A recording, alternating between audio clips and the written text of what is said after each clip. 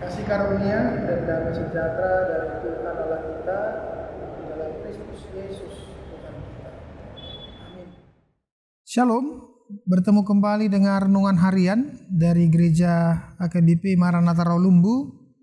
Firman Tuhan untuk kita pada hari ini, hari Selasa tanggal 22 Desember tahun 2020. Dari kitab Amsal 8 ayat 22. Dikatakan seperti ini firman Tuhan. Tuhan telah menciptakan aku sebagai permulaan pekerjaannya, sehingga perbuatannya yang pertama-tama dahulu kala. Tuhan telah menciptakan aku sebagai permulaan pekerjaannya, sebagai perbuatannya yang pertama-tama dahulu kala. Ibu bapak saudara-saudara yang dikasihi Tuhan kita Yesus Kristus, dalam renungan kita hari ini kita membahas kitab Amsal yang seringkali kita kenal dengan kitab hikmat atau wisdom.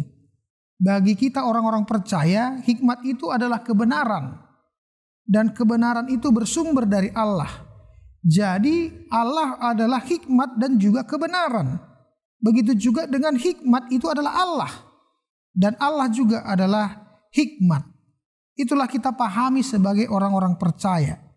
Kebenaran bagi kita sebagai orang-orang percaya itu adalah mutlak, yakni Allah sendiri. Allah dan kebenaran tidak boleh direlatifkan, tidak boleh berubah-ubah. Apalagi di zaman sekarang ini kita tahu banyak orang-orang memandang kebenaran itu sangat relatif, bisa berubah-ubah, bergantung sudut pandang seseorang, bergantung budaya atau culture di setiap tempat di mana kita hidup. Artinya kita akhirnya bisa menjadi bingung.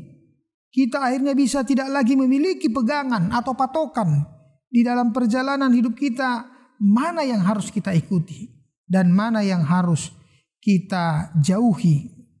Di zaman yang kita sebut dengan komunikasi massa itu artinya komunikasi yang sekarang sangat dipakai oleh manusia, baik itu melalui radio, televisi, begitu juga dengan media sosial atau medsos. Di situ disuguhkan dengan berbagai bermacam informasi atau pandangan yang tidak tahu seperti apa kebenarannya. Ada yang mungkin itu adalah palsu atau hoax, dan ada juga mungkin itu adalah berita yang benar. Kalau hoax atau yang palsu itu diulang-ulang terus-menerus, maka itu bisa menjadi kebenaran yang baru. Itulah sebabnya kita harus hati-hati di dalam kehidupan ini. Jangan membiasakan yang tidak benar itu menjadi kebenaran. Tetapi kebenaran itulah yang harus kita biasakan supaya dia tetap di dalam kehidupan kita. Karena kita senang ini menerima postingan, apalagi dari media sosial, lalu dengan serta-merta kita posting lagi kepada orang lain. Jadi kalau perbuatan itu kita ulang-ulang terus, akhirnya lambat laun postingan yang tidak benar itu menjadi kebenaran. Ibu bapak saudara-saudara, pernah ada seorang pemuka agama di luar dari agama Kristen pernah mengatakan Yesus itu lahir, lalu siapa bidannya? Ini kan pertanyaan yang menarik ini. Sehingga para pengikutnya pasti akhirnya mempercayai dengan statement dari pemuka agama tersebut. Dengan cara itu akhirnya para pengikutnya akhirnya meragukan tentang Yesus sebagai Allah.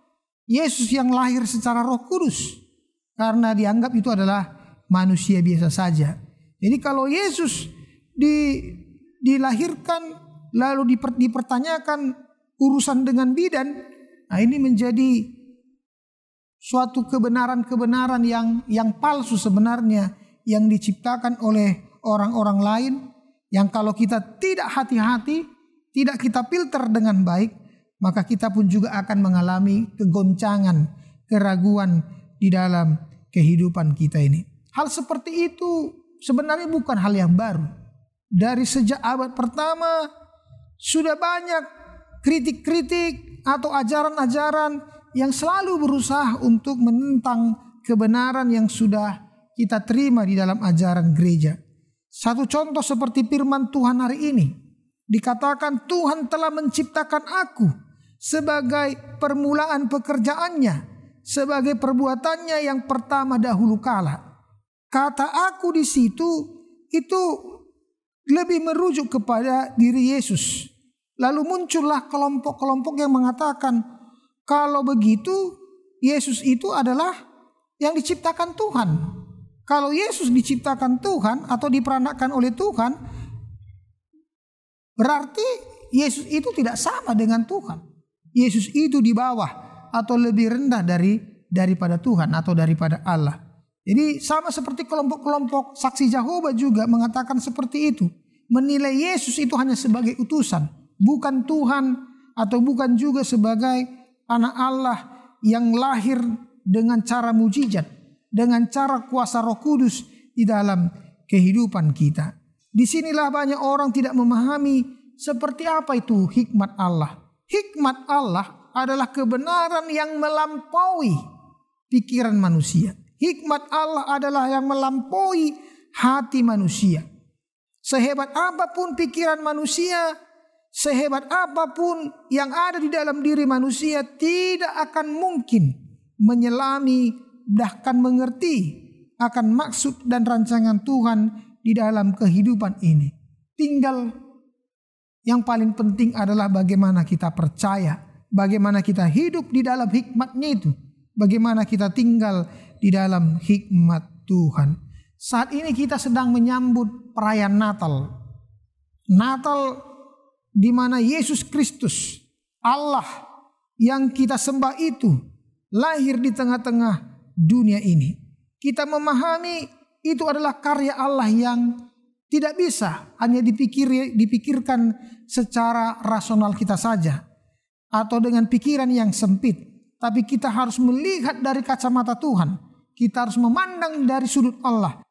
Apa yang tidak mungkin bagi manusia ini bisa mungkin bagi Tuhan. Itu sebabnya Bapak Ibu, tidak ada yang sebenarnya yang tidak mungkin di hadapan Tuhan. Semuanya menjadi mungkin di hadapan Tuhan, walaupun sesulit apa manusia melihatnya. Dia lahir dari tempat yang mulia, akhirnya tinggal di kandang domba yang hina. Dia melakukan itu adalah semata-mata untuk menunjukkan kasih-Nya bagi kita umat manusia. Karena itu marilah kita menyelami hikmat Allah itu. Marilah kita tinggal di dalam kebenaran Allah itu, supaya kita melihat bahwa semuanya sudah dijadikan Tuhan sesuai dengan apa yang dikehendaki Tuhan di dalam kehidupan kita. Firman Tuhan ini menguatkan kita untuk menyambut Natal yang sebentar lagi, supaya kita bersukacita bersama-sama dengan Tuhan. Amin. Mari kita berdoa. Terima kasih ya Tuhan, kami telah mendengarkan firman-Mu. Berkati firman yang kami dengarkan, supaya kami hidup selalu dalam hikmat Tuhan itu. Berkati perayaan-perayaan Natal di masa-masa pandemi ini, supaya kami bersukacita walaupun corona masih menghantui kehidupan kami. Sertai Tuhan aktivitas kami satu hari ini, supaya semuanya mendatangkan sukacita dalam kehidupan kami. Terima kasih ya Tuhan. Anugerah Tuhan kita Yesus Kristus, kasih setia Allah Bapa, dan persekutuan oleh Roh Kudus, itulah senantiasa menyertai kita semua. Amin.